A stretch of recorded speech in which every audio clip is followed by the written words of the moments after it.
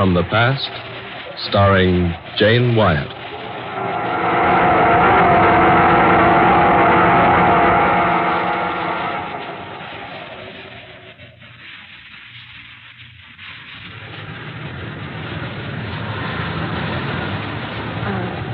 I beg your pardon.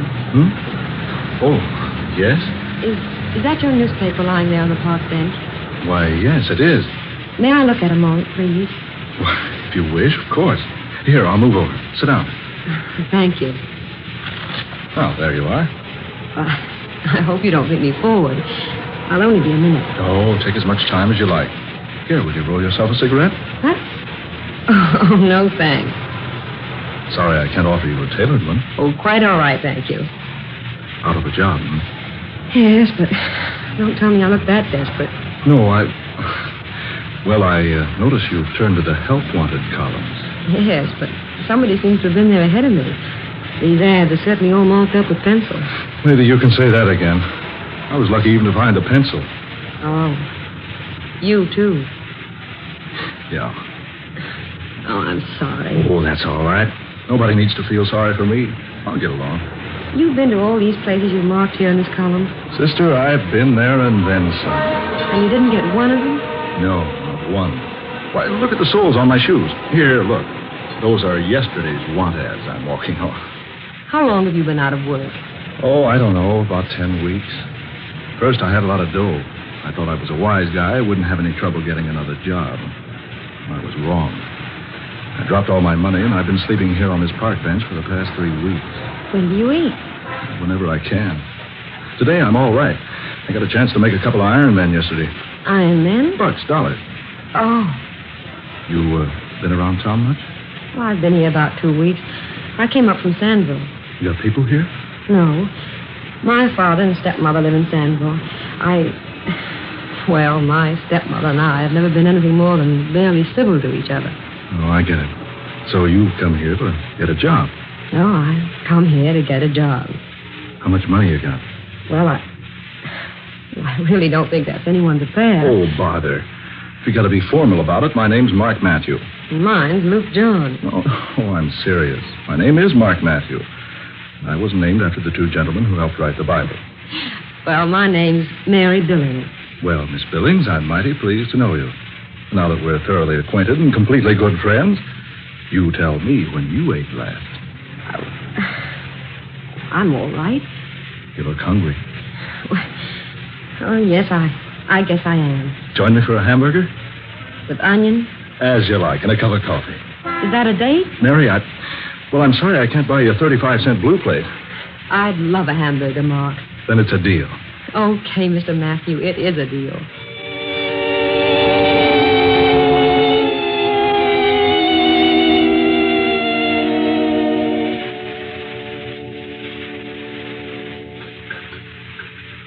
Want another hamburger, Mary? Oh, no, thanks.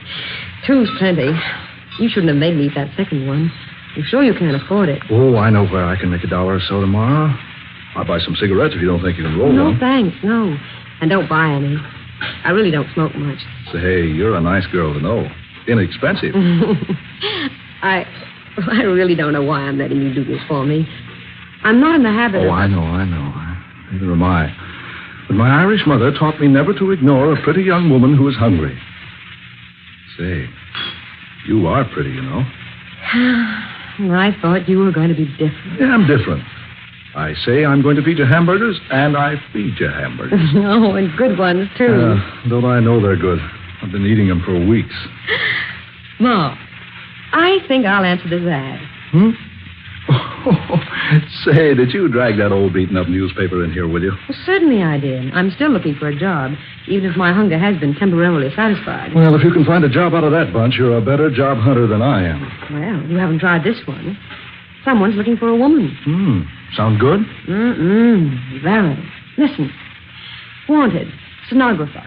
If you are an ambitious, talented, and reasonably attractive young woman who can use the typewriter, the adding machine, and can write shorthand, apply in person to see Mr. Gibson, Friday night after midnight, room 1313, Temple Building. Do you think you can fill the bill? Are you ambitious? I can use the typewriter. Are you talented? I can operate an adding machine. And Are you reasonably attractive? You told me you thought I'm pretty, remember? Besides, I also know how to write shorthand. Then apply for the job by all means. I think I will. But I don't like this apply after midnight angle. Yeah, that is very unusual. Why at that time of night? Well, maybe it's a night job. Anyway, I'm going to have a try at it. Room 1313, Temple Building. Where's the Temple Building? On the other side of town. How far, Mark? Oh, about 10 or 12 miles. Oh. Hey, you need car fare. Here, take this $50. Oh, Mark, Well, I'm not going to argue about it. I'll take it. And I'll return the money tomorrow night. I get a small check from my father tomorrow morning. That's all right, Mary. I'll meet you... Well, let me see. I'll meet you here in the park at the same bench, and I'll let you know how I come out about the job in the Temple Building.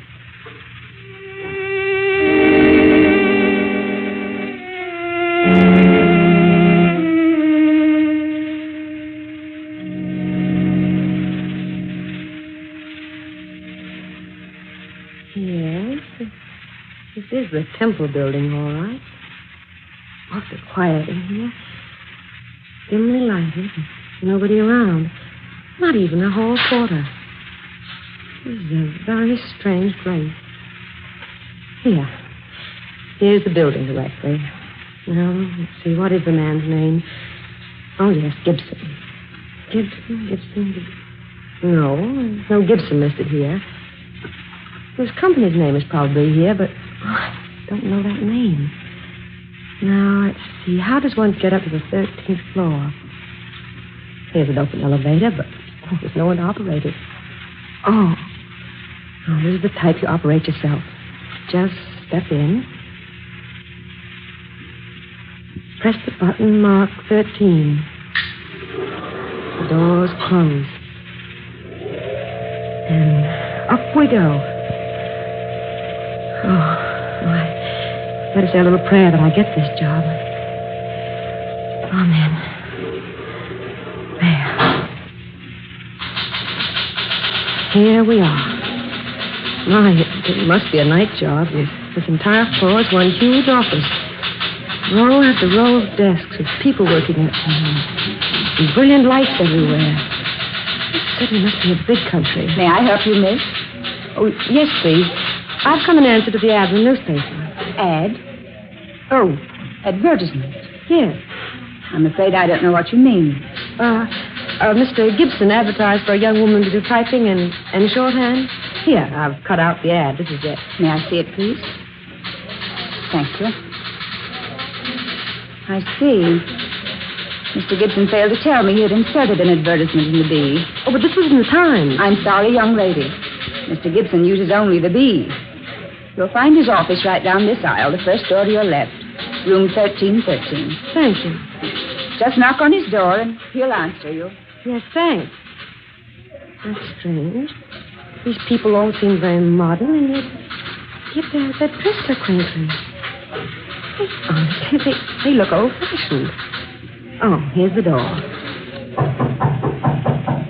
Come in, please.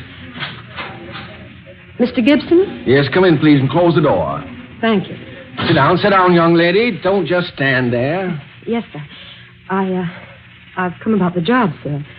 The one you mentioned in your ad in the Times? Times? I never advertised in anything but the B. You read my advertisement in the B, I'm sure. You want a stenographer, one who can type, use the adding machine, and take directions. Yes. I'm very ambitious, Mr. Gibson, and I feel that I can learn the work quickly. I'm easily taught. Good. Your ad asked for a moderately attractive girl. I'll try to be neat and tidy, sir. My dear young lady, if your qualifications are as you claim, I feel you'll do very nicely. Here, take this pencil, please, and this pad. There now. Are you ready to take a letter? Yes, sir. Address it, Mr. Hugh Lanning, 1501 Tower Building, City. Dear Mr. Lanning, we have received your order for the office materials listed on your invoice, and I shall personally see to it that the items ordered are assembled, boxed, and shipped to you immediately. We are exceedingly thankful for your order, and we trust you will find our service up to its usual promptness and carefulness. If we may serve you again in the future, please be assured every attention will be given to your desires. Yours very truly, the Acme Office Supply Company by Jonathan Gibson. Got that? Yes, sir. Now, when you type it up, please, use that machine over there. You'll find paper in the drawer. Yes, sir. How old are you, young lady? 22. Your name? Mary Billings. Where were you born? In Sandville. That's about 35 miles from here. Are you ready to start work tonight if you prove satisfactory? Oh, yes. What salary will you expect? That'll depend upon the work, sir. You must know what's fair. Well, say $20 a week. Shall we say that to begin with? Then if I do more than $20 worth of work, I'll ask for a raise. It's my opinion that employees should be paid according to the amount of work they do. True, young lady. Quite true. What's your home address, please? 2122 Melrose. I'm only there temporarily. Will you please sign this, Mr. Gibson? Eh? What? Sign what? The letter you gave me. It's ready. Finished? Already? Young lady, you're quite efficient. You see, typing is neat. I like it. Thank you, sir. I hope I may have the job. Yes, of course. But one thing, Miss Billings. Yes, sir? Your clothes, my dear. They're, shall we say, a little too modern. Too modern? I thought them quite conservative. The neckline and the skirt length and the sleeves. I'm afraid, Miss Billings, you'll be compelled to wear a tight neck dress, long sleeves, and a skirt to the ankles. Like the others outside are dressed, sir? Yes, exactly. And the rouge and lipstick. We don't use cosmetics with the Acme Company, Miss Billings. Very well, sir. And the short haircut. Bob, I believe it's called. You will let your hair grow out, Miss Billings. Meanwhile, you will add a switch to your hair. Yes, Mr. Gibson. Now, if you just step outside and speak to the young lady at the reception desk, she'll show you a place to work and assign your duties. Mr. Gibson, I can't thank you enough. I'll work very hard, and I'll try to be a credit to your company. I'm sure you will, Miss Billings. May I tidy up your office before I take over my work? Tidy up my office? Well, yes, if you pardon me. We really could stand a little cleaning and dusting. So many cobwebs and dust everywhere. But these windows look like as though they hadn't been washed in years. And your calendar needs changing, Mr. Gibson. My calendar? Yes, look. It says April 16th. This is January 16th. My dear girl, you're mistaken. This is the 16th day of April. And the calendar says 1912. That's right. This is 1912. But, Mr. Gibson, this is 1942. And it's January, not April. My dear young lady, are you in earnest? Why, of course I am. This is the 16th of January, 1942. Oh, certainly. You must be jesting. No, Mr. Gibson, I'm not jesting. This is not 1912. It's 1942. I can't understand what would lead you to say a thing like that. Here, young lady, this newspaper. Today's. Now look at the date on it. April the 16th, 1912. There, you see? Gibson, you say this is today's newspaper? Of course it is. Look at it yourself. Fresh ink. Smell it? Fresh paper. Yes, you're right. But those headlines. Yes, a terrible disaster. The Titanic sunk at sea on her maiden voyage. Yes, she hit an iceberg. A sad tragedy. That was 30 years ago. Long before I was born. What was that? I'm afraid I don't hear very well these days. Wait, it wasn't important. Shall I take over my work now? Yes, if you will. We need your services very badly. Business is exceptionally good, and I'll admit it's difficult to find a young woman with as much ability as you have.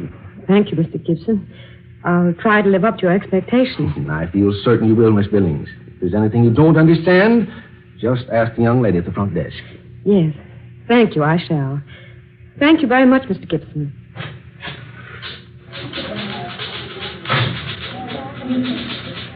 Mr. Gibson said to see you about the work I'm to do here? Yes. You will use desk number 27. That's over there, the one with the rosebud in the vase. Yes, I see it. I believe I'll let you work on the first of the month invoices. Here, use these invoice blanks. The books are on that metal table by your desk. Yes, thank you. How do you want the invoices dated? May 1st, 1912. May 1st, 1912. That's right. That'll reach our customers the first day of May. And, did Mr. Gibson mention about your clothes? Oh, yes, he did. but he said I was to go to work now and take care of changing later. Very well. You'll find paper, pencils, and erasers in your desk. Thank you. I filled out this form for you. Tell me if it's correct. Name, Mary Billings. Born at Stanville, age 22. Let's see, you were born in 1890 then, weren't you? That would be 22 years ago, wouldn't it? Your hours will be from midnight until 8 a.m. You may take time out at 4 o'clock for refreshment. 1 hour. If you have any questions about your work, please don't hesitate to ask me.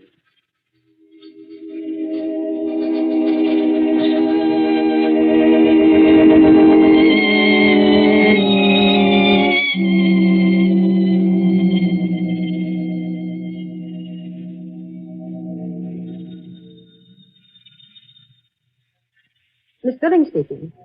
Yes, Mr. Gibson. In your office? Yes, sir. I'll come in immediately. Yes, Mr. Gibson, you sent for me? Yes. Sit down, Miss Billings. The dawn will be here soon, Miss Billings. I don't have a watch. And there are no clocks in the office. You noticed? Yes. Yes. The dawn will soon be here. And all too soon. I haven't been here long, Mr. Gibson, but I enjoy the work I've done so far. Yes, Miss Johnson reports you give all your attention to your work. She reports that you're extremely efficient. Oh, I'm glad, sir. I've tried to apply myself. Yes. You were just as I expected you would be. What was that, Mr. Gibson? I mean, I could tell by the work you did in here for me that you would be quite capable.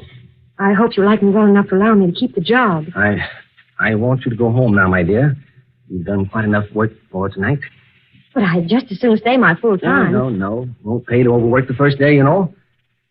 Here, Miss Billings, is your check. My check? Yes, you probably need a little money. Why, yes, but... No. Just cash the check and get what you need with the money. But this check is made out for $80. Yes. I believe that was the amount, wasn't it? Why, I don't understand. Would you mind going now, Miss Billings? The dawn will soon be here, and... Would you mind going now? I know if you wish. Thank you, my dear. And may I wish you every happiness, Miss Billings. Every happiness in the world. Good day now.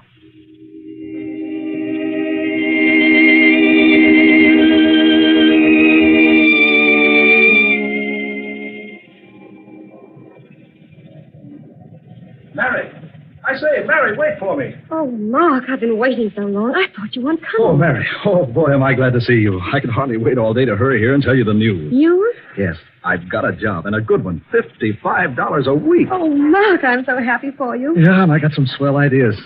I'm going to tell you one of them before long. Hey, how about your job? Well, I got it, Mark, but I don't know what to think about it. Everything was so strange. Yeah? What happened?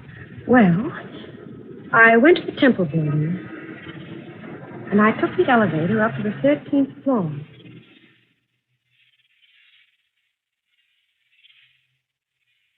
So I took the check and left the building, just as the dawn was beginning to break. That's odd. Very. Look, Mary, you have to go to work at midnight, you say. Do you mind if I go along? I know. I suppose it'll be all right. Good.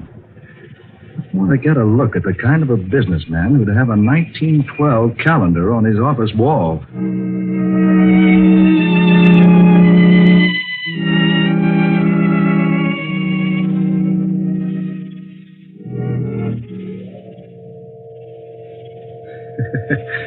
That's some elevator, Here, push the button for yourself. I guess they figured it took down an overhead. No operator.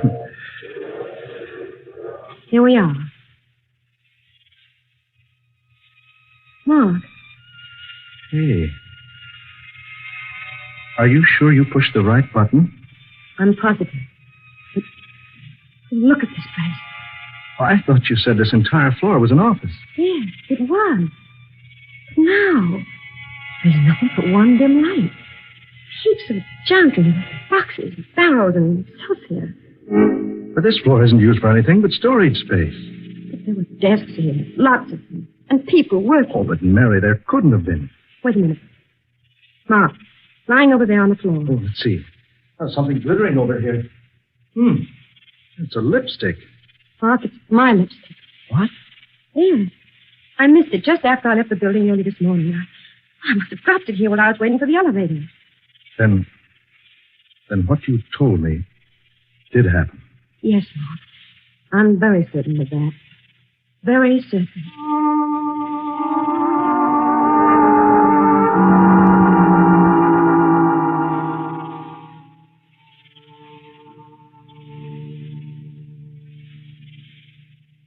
Come inside a minute, Mark, will you? I want you to see the check the little man named Gibson made out to me. Yeah, I want to see it. There's something else I want you to look at. Something I brought with me from home. Come in. You said this fellow Gibson had a City B newspaper on his desk. Yes. Dated April 16th, 1912. Well, you might not know it, but the B went out of business in this town 20 years ago. But the ink was fresh. And the paper. Any newspaper printed 30 years ago would have been yellow and faded. Yeah, that's true. Oh, is that the check? Yes. Here. And for $80. Wait a minute. Did you notice this, Mary?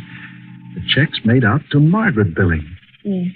I noticed that this morning, but I thought Mr. Gibson had just made a mistake. Now, I think I know the answer. You do? Say, what are these things in this little box? Your souvenirs? Yes, more or less. Here, this lace handkerchief. Oh, it's lovely. It belonged to my mother. Her name was Margaret. Oh, I see.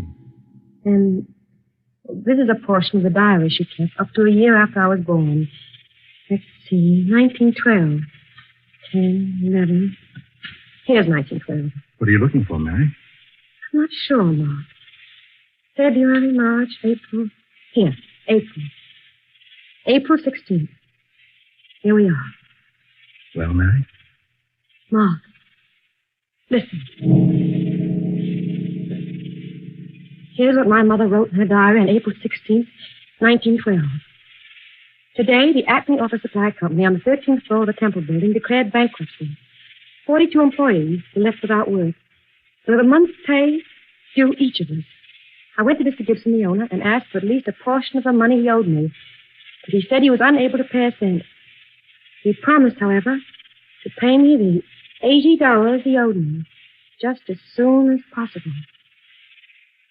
This was bad news for me, indeed. Almost as bad as the news the headlines carried in the day's paper. Titanic was sunk at sea on her maiden voyage.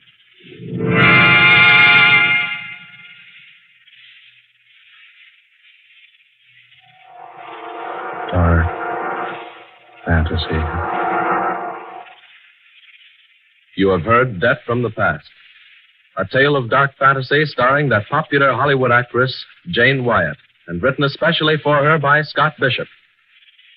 We wish to thank Miss Wyatt for her most excellent portrayal tonight of Mary Billings, and we join Jane Wyatt in urging you to do your bit toward the cause nearest to President Roosevelt's heart on his Diamond Jubilee. Give to your local Mile of Dimes committee.